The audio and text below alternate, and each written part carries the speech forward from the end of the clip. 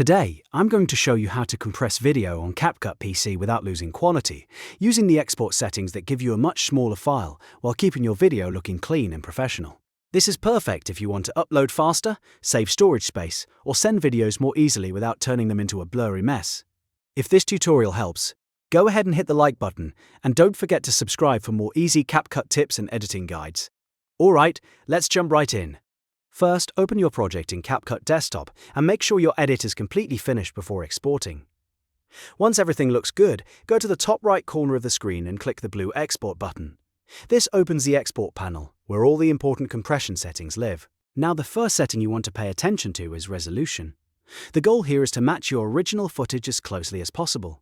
So if your video was recorded in 1080p, keep it at 1080p. That usually gives you the best balance between quality and file size. If your source is 4K and you do not actually need 4K for your upload, then dropping it down to 1080p can cut the file size a lot without ruining the viewing experience. That is one of the fastest ways to make the video smaller. Just try not to go below 720p, because once you drop too far, the video can start to look soft, blocky, or pixelated. Next, let's talk about bitrate, because this is the most important setting for reducing file size. By default, CapCut may set this to recommended, but if you want more control, switch it to custom. If your export options include VBR, which stands for variable bitrate, use that if available. VBR is great because it adjusts the amount of data based on what is happening in the video. That means simple scenes use less data and detailed scenes get more where they need it. From there, lower the target bitrate just enough to shrink the file without making the video look muddy. You do not want to crush it too much. A moderate reduction usually gives you the best result because the file gets much smaller while the frame details still look sharp and clear. After that, check the codec setting. For most people, H.264 is the best option. It gives you a very solid mix of compression, quality, and compatibility. That means the file stays relatively small, the image still looks good, and it will play properly on most devices and social platforms. If your computer supports it and you want even more compression, you can try HEVC, also known as H.265.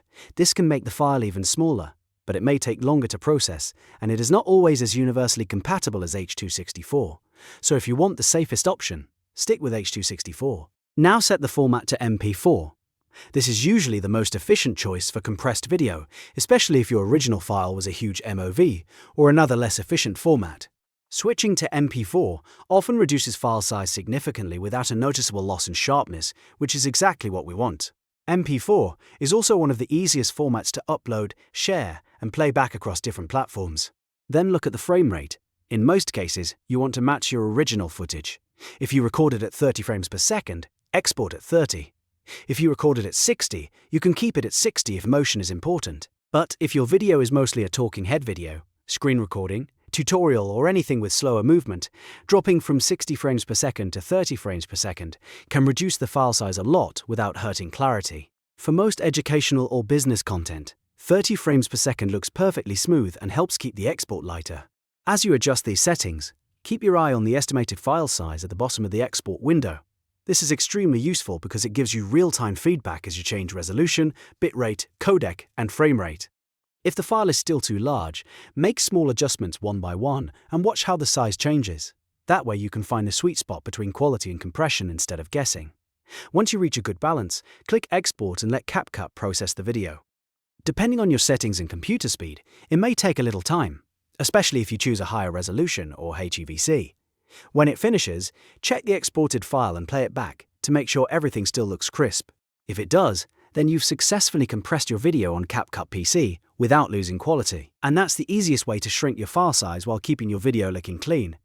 If you found this helpful, please give it a like, subscribe for more CapCut tutorials, and comment below if you want more editing tips for faster exports, better quality, or smaller file sizes. Thanks for watching, and I'll see you in the next one.